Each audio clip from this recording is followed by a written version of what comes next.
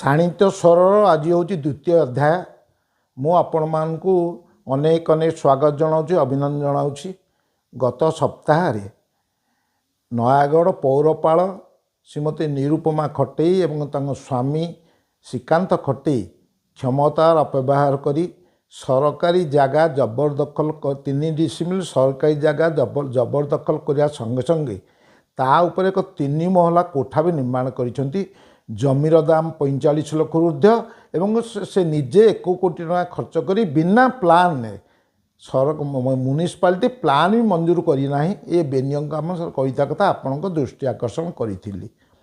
वर्तमान स्थानीय म्युनिसिपालिटी जो कार्यनिर्वाही अधिकारी अच्छी तांकर राग चरम सीमार गरीब लोकों आईन अच्छी एवं धनी कोटिपति लोकों म्युनिसिपालिटी आईन नाही।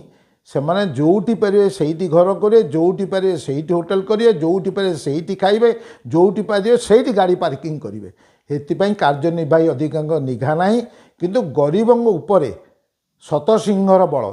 गत काली मु कहिला परे जे गरीब लोकों आईन कि कड़ाकड़ी करिया बेले धनी लोकों से आईन प्रणयन कर लागू कर कहिला परे गत काली बलांगी पार्क निकटस्थ जीतू स्वाई नाम जन घर को जाई तांको घर भांगी तांको जिनसपत्र आनी एवं तांको जेतेबेले से कार्यनिर्वाही को भेटिले तांको अति माने कड़ा भाषा रे गाड़ी गलोज कले थाना बांधि बोली कहले। किंतु ये कौन गरीब लोकों पेट को नात एवं जबरदखलकारी घरे मांस भात ये है कौन म्युनिसिपालिटी लोक मैंने भोट देते म्युनिसिपालिटी निर्माण करते लोकों सेवा करने लोक भोट देते ना ए मनमानी ए अहंकार कार्यनिर्वाही अधिकारी दृढ़ निंदा करुच्ची, घोर निंदा करुच्ची एवं एमती कार्यनिर्वाही अधिकारी जबरदखलकारी की हटेवा परिवर्ते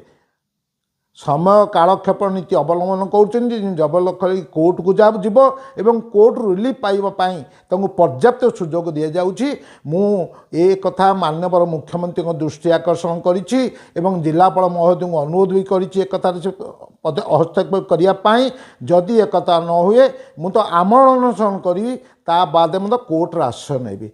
हे मैडम महोदय एग्जीक्यूटिव कार्यनिर्वाही मैडम महोदय आपण आसीचंती लोक मान सेवा करने लोक मान न्याय देवाई। आपण आज ये अच्छा काली नथिबे किंतु जोटी भी था देखिए जबरदखल निश्चय हटिबो हटिबो हटिबो।